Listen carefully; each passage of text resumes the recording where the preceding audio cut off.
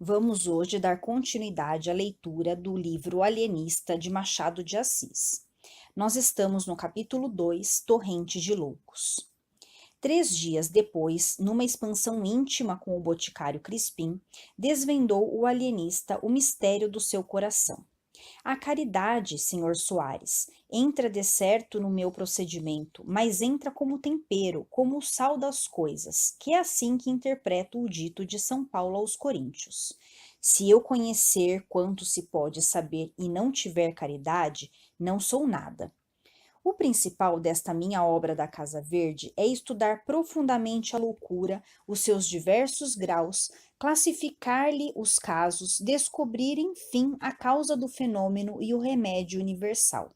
Este é o mistério do meu coração. Creio que com isto presto um serviço à humanidade. Um excelente serviço, corrigiu o boticário.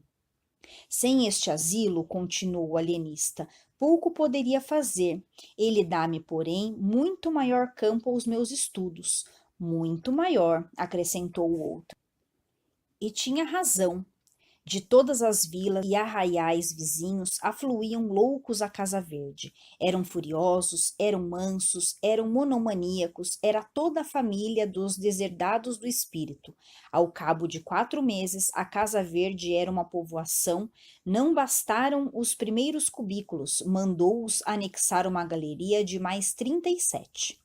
O padre Lopes confessou que não imaginara a existência de tantos doidos no mundo, e menos ainda o inexplicável de alguns casos. Por exemplo, um rapaz branco e vilão que todos os dias, depois do almoço, fazia regularmente um discurso acadêmico, ornado de tropos, de antíteses, de apóstrofes, com seus recamos de grego e latim e suas borlas de Cícero, Apuleio e Tertuliano. O vigário não queria acabar de crer que um rapaz que ele vira 3 meses antes jogando peteca na rua. Não digo que não, respondia-lhe o alienista, mas a verdade é o que a vossa reverendíssima está vendo. Isto é todos os dias. Quanto a mim, tornou o vigário, só se pode explicar pela confusão das línguas na Torre de Babel, segundo nos conta a Escritura. Provavelmente confundidas antigamente as línguas, é fácil trocá-las agora, desde que a razão não trabalhe. Essa pode ser, com efeito, a explicação divina do fenômeno, concordou o alienista, depois de refletir um instante. Mas não é impossível que haja também alguma razão humana e puramente científica, e disso trato. Vá que seja e fico ansioso, realmente. Os loucos por amor eram 3 ou 4, mas só 2 espantavam pelo curioso do delírio. O primeiro, um falcão, rapaz de 25 anos, supunha-se estrela d'alva.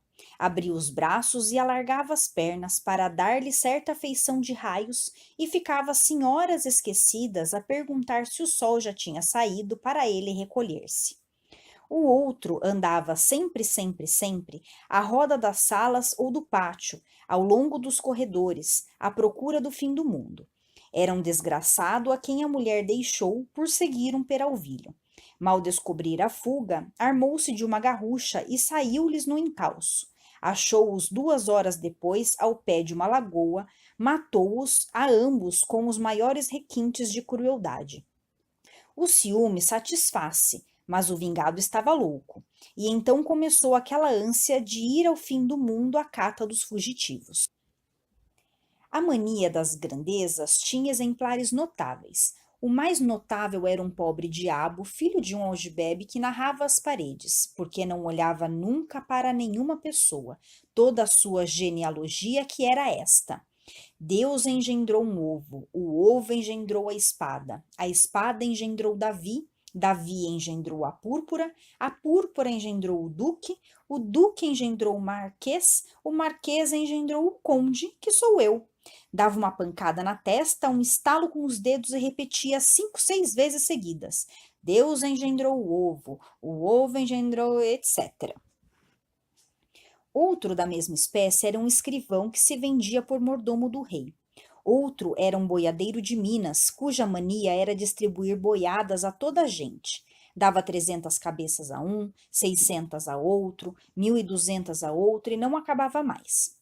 Não falo dos casos de monomania religiosa, apenas citarei um sujeito que, chamando-se João de Deus, dizia ser agora o Deus João, e prometia o reino dos céus a quem o adorasse, e as penas do inferno aos outros. E depois desse, o licenciado Garcia, que não dizia nada, porque imaginava que, no dia em que chegasse a proferir uma só palavra, todas as estrelas se despegariam do céu e abrasariam a terra. Tal era o poder que recebera de Deus. Assim o escrevia ele no papel que o alienista lhe mandava dar, menos por caridade do que por interesse científico. Que, na verdade, a paciência do alienista era ainda mais extraordinária do que todas as manias hospedadas na Casa Verde, nada menos que assombrosa. Simão Bacamarte começou por organizar um pessoal de administração e, aceitando essa ideia do boticário Crispim Soares, aceitou-lhe também dois sobrinhos, a quem incumbiu da execução de um requerimento que lhes deu aprovado pela Câmara, da distribuição da comida e da roupa, e assim também da escrita, etc.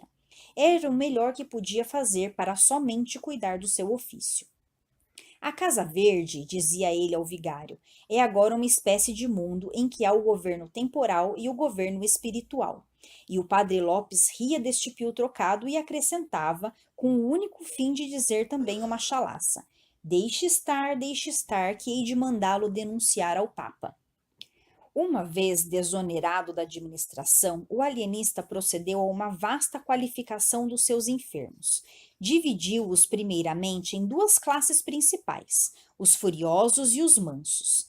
Daí passou a subclasses, monomanias, delírios, alucinações diversas.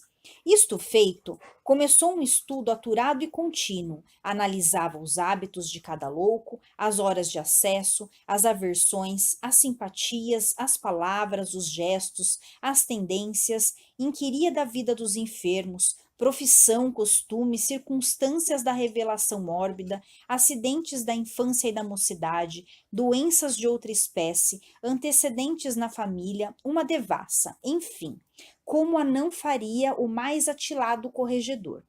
E cada dia notava uma observação nova, uma descoberta interessante, um fenômeno extraordinário.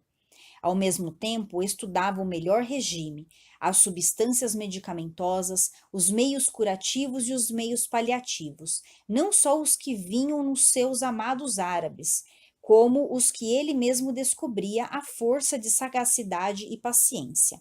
Ora, todo esse trabalho levava-lhe o melhor e o mais do tempo. Mal dormia e mal comia, e ainda comendo era como se trabalhasse, porque ora interrogava um texto antigo, ora ruminava uma questão e ia muitas vezes de um cabo a outro do jantar sem dizer uma só palavra a Dona Evarista.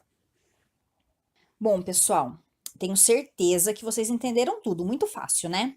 Então, nesse capítulo 2, basicamente, ele está falando da quantidade numerosa, né, de loucos que começaram a chegar à Casa Verde. Ele começou a tratar muita gente.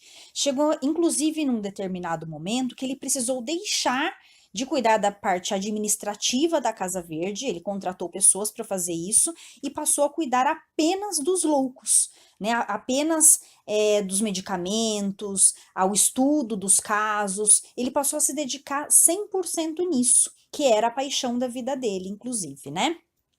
Então é isso.